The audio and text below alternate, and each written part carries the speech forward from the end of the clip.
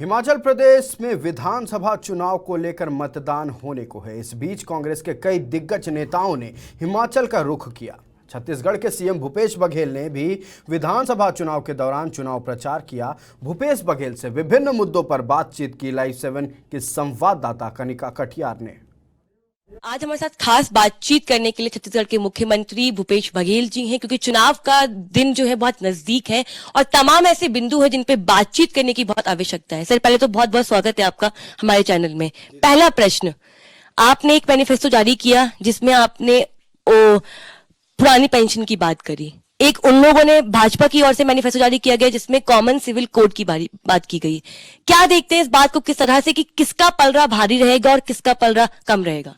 देखिए, सबसे बात यह है कि पूरे देश में महंगाई और बेरोजगारी है और हिमाचल की जनता बहुत जागरूक जनता है। मतलब केरल के बाद सबसे ज्यादा शिक्षित राज्य कोई है तो हिमाचल प्रदेश है और यहाँ अपने अधिकारों के बारे में, अपने दायित्वों के बारे में बेहतर जानते हैं। हमने जो ओल्ड पेंशन स्कीम की जो बात कही है, ये डिमांड कर्मचारियों की तरफ से है और इसीलिए राजस्थान और राजस्थान के बाद छत्तीसगढ़ के बाद झारखंड में भी इसको ओपीएस को लागू किया गया।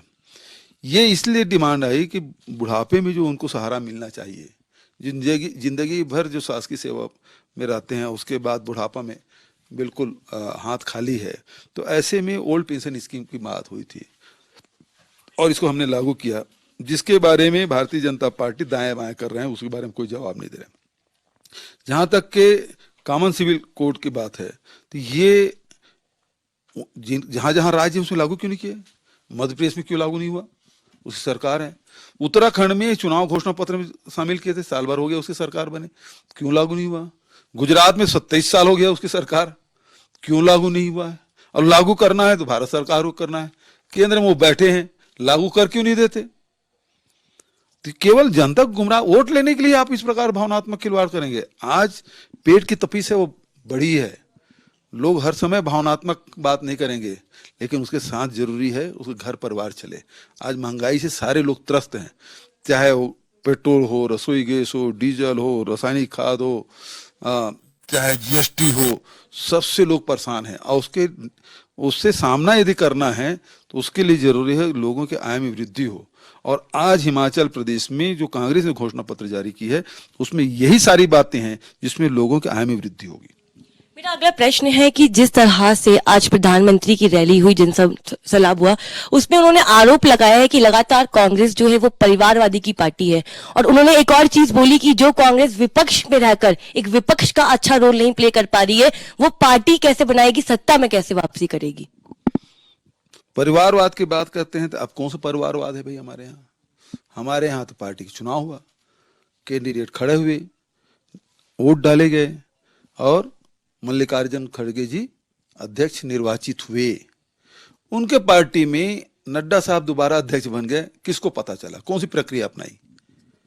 तो वहां तो तानाशाही है, आंतरिक लोकतंत्र था ही नहीं। परिवारवाद में आप कहें तो सिंधिया परिवार वहीं, राजनाथ परिवार वहीं, शाह परिवार वहीं, धूमल परिवार वहीं, तो मैं एक नहीं 10 नाम गिना सकता हूं। तो परिवारवादी पार्टी तो वो एक उंगली उठाते तो 3 उंगली अपने तरफ है, तो परिवारवादी पार्टी इनकी है और आरोप हम पे लगा रहे हैं। आपने जेपी नड्डा का नाम जिक्र किया तो एक प्रश्न है उसको लेकर कि लगातार जब से मैनिफेस्टो जारी हुआ तमाम ऐसी बातें आ रही हैं सामने। जेपी नड्डा का आमतौर पर कहना है कि आपके मैनिफेस्टो में ना कोई विजन है ना कोई वजन है। विजन ये है कि लोगों का आय बढ़े, क्योंकि उनको गरीब जनता है ना, किसान है, मजदूर है, उनकी समस्या नजर नहीं आती। उनके नजर में तो बड़े जो उद्योगपति हैं उनकी समस्या है वो नजर आती है। वो किसानों के ऋण माफी बात नहीं करते, वो बड़े उद्योगपति को 10 लाख करोड़ रुपए माफ कर सकते हैं, क्योंकि उनके लिए वो बड़ा विजन वो है उनके लिए, क्योंकि वो दुनिया में नंबर 2 के मालदार आदमी बने, तो उसके राज्य में वो लोग बढ़ते हैं।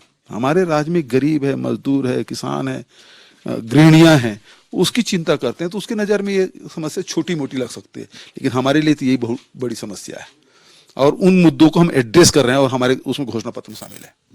एक और प्रश्न है सर कि लगातार हिमाचल चुनाव में हमने प्रियंका गांधी को देखा, आप भी मौजूद हो, अशोक गहलोत भी मौजूद है, राहुल गांधी कहीं नजर नहीं आ रहे, जिसको लेकर लगातार भाजपा की ओर से ये बयान आ रहा है कि जब सभी लोग यहाँ मौजूद हैं तो राहुल गांधी क्यों नहीं आ रहे प्रचार प्रसार करने के लिए। आप बात करती हैं आप, हम लोग तो कभी कभार आ रहे हैं, रोज एक सभा करते हैं, है ना, कभी प्रेस कॉन्फ्रेंस करते हैं।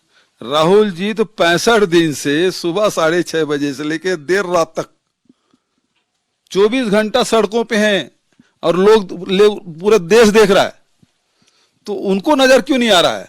उनकी समस्या वो जो बोल रहे हैं उसको पूरा देश सुन रहा है, केवल भारतीय जनता पार्टी सत्ता में बैठे हुए लोग नहीं सुन पा रहे हैं। तो मुद्दे वही हैं, बेरोजगारी और महंगाई की, जिसको एड्रेस राहुल गांधी कर रहे हैं और पद यात्रा महाराष्ट्र में भले कर रहे हो, लेकिन उसकी धमक, उसके पद की जो आवाज है वो हिमाचल तक सुनाई दे रही है। हिमाचल में लगातार देखने को मिला है कि एक रिवाज है कि हर 5 साल बाद सत्ता में परिवर्तन देखने को मिलता है। इस बार क्या लगता है आपको कि राज और रिवाज दोनों बदलेंगे या कुछ नया पहलू सामने आएगा? बिल्कुल सही बात है कि ये राज भी बदलेगा और जो हिमाचल प्रदेश में अब लोगों के आय बढ़ाने वाली जो घोषणा पत्र है वो लागू होगा। हमारे साथ बहस बातचीत करने के लिए भूपेश बघेल जी थे, जिनसे तमाम मुद्दों को लेकर हमने बातचीत की। कैमरामैन विनीत के साथ मैं कनिका, शिमला, हिमाचल प्रदेश।